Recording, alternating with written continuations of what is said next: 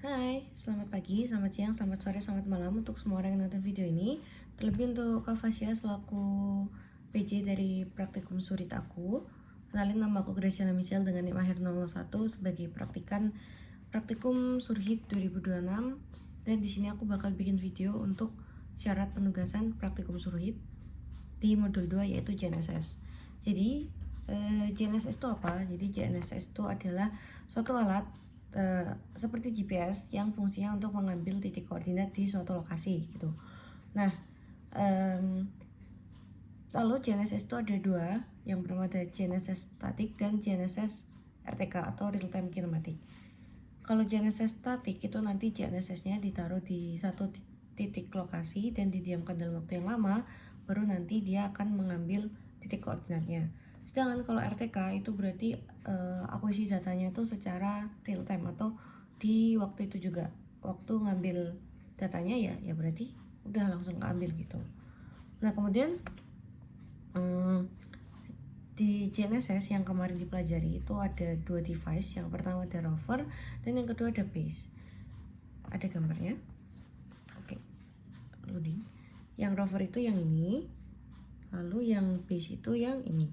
Nah, bedanya apa dari rover dan base?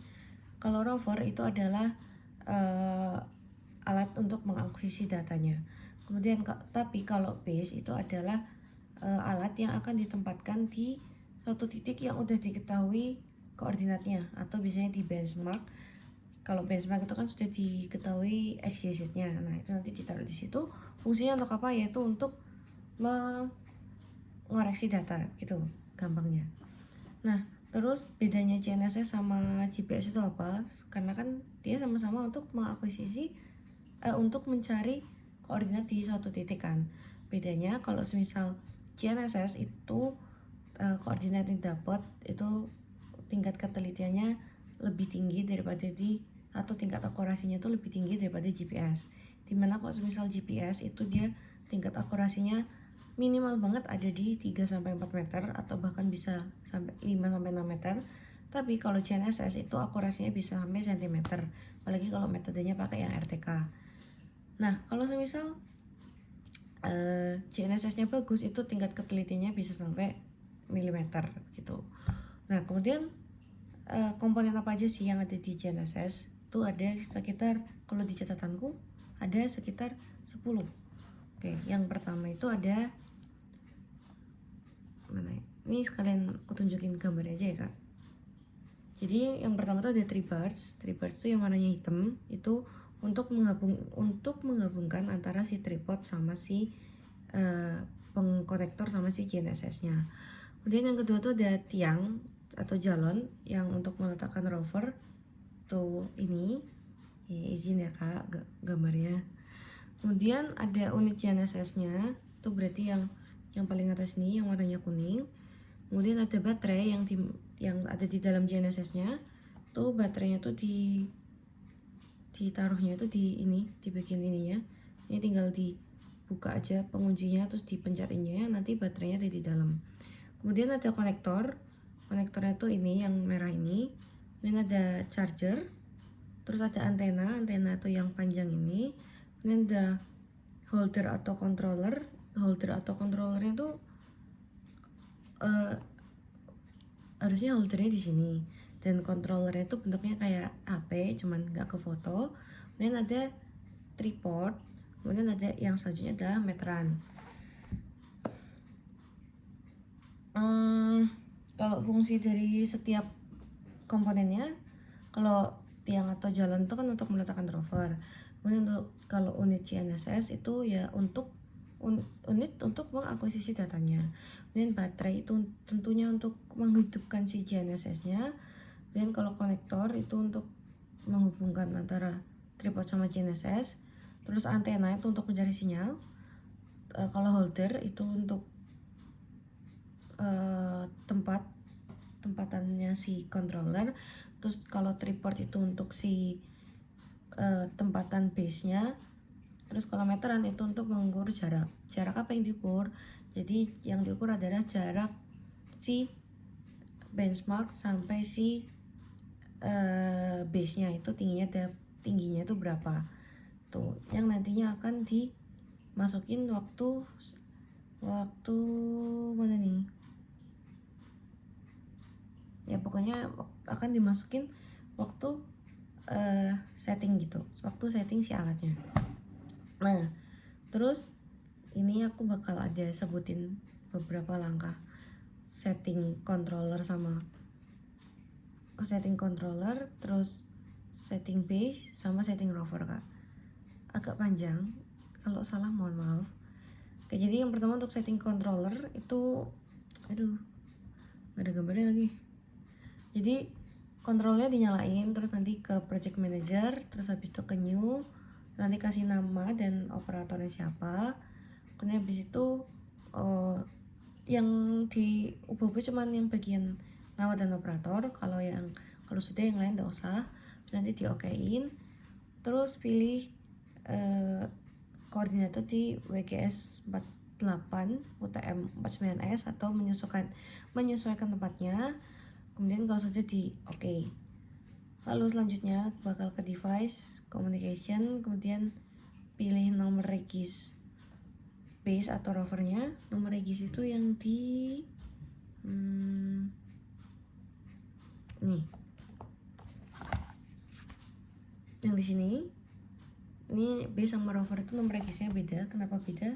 Ya supaya ngonekinnya bisa tahu gitu, yang mana yang base, yang mana yang rover. Kemudian nanti kalau udah connect, ditunggu bakal ada suaranya Bluetooth is connected. Kemudian pilih komunikasinya itu yang internal radio. Itu nama filenya disesuaikan. Kemudian kalau mau nyeting si base-nya berarti work mode-nya dipilihnya base. Kalau misalnya mau nyeting rover berarti work mode-nya yang di rover. Dan kalau udah langsung di-apply aja. Nah kalau semisal mau tadi ngekonekinya tuh yang ngeregisnya yang base, berarti kan butuh ngeregis yang rover. Nah itu di communication off dulu, diputusin dulu sambungannya, baru nanti lakuin step yang sama kayak yang dilakuin waktu setting si base nya gitu. Nah lalu kemudian kalau sudah nanti nggak ada gambarnya kak, maaf, atau ya gitu nggak ada gambarnya. Jadi seharusnya kalau semisal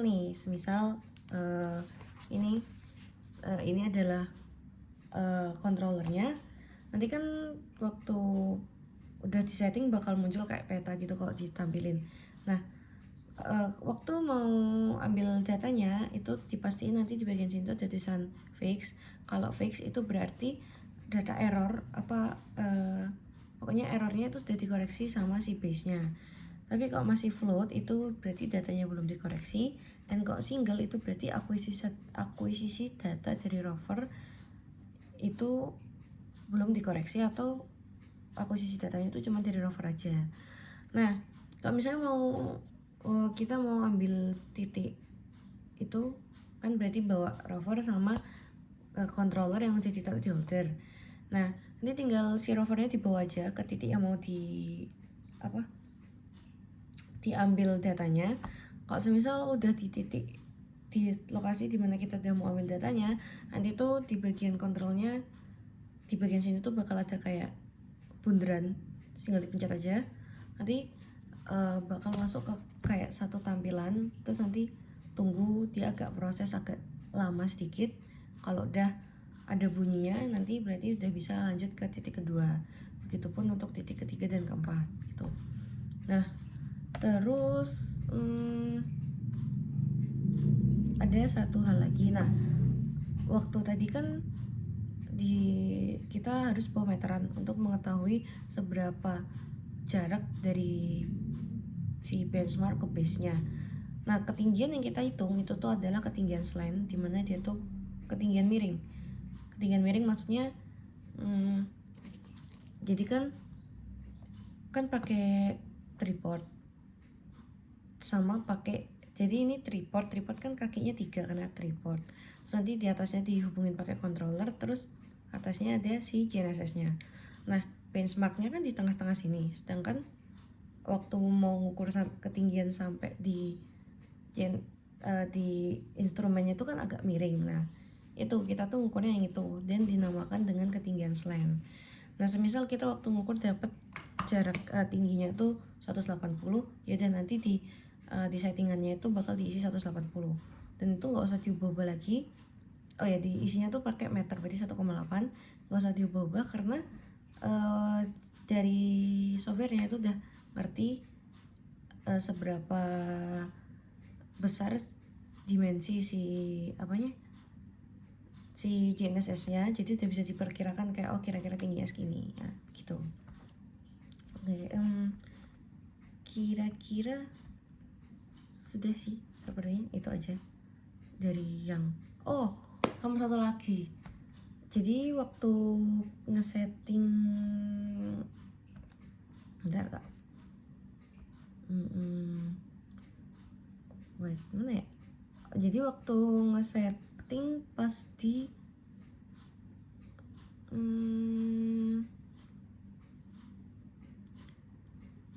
waktu ngesetting entah lupa antara di kayak waktu ngesetting di rovernya kalau nggak salah, atau di rover sama di base gitu, itu kan nanti ada pilihan cut off angle.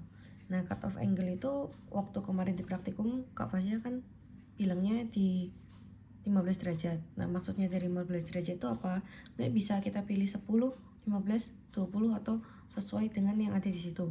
Maksudnya adalah kalau misal kita pilih cut off angle-nya 15, berarti GNSS-nya itu hanya akan mengambil satelit yang berada di range 15 derajat. Maksudnya di range 15 derajat ya. Misalnya ini GNSS-nya, misal 15 derajat segini, berarti yang diambil tuh sekitaran segini aja. Kalau misalnya satelitnya miringnya segini, berarti udah nggak diambil datanya gitu. Ya itu sih. Ya itu aja kak. Oke, sekian video syarat penugasan praktikum Surhid 2026 modul 2 dari aku. Mohon maaf kak kalau banyak ala-ala dan salah kata, dan mohon maaf kalau semisal gambarnya sedikit. Oke, terima kasih sudah menonton dan ya sehat selalu kak. Bye.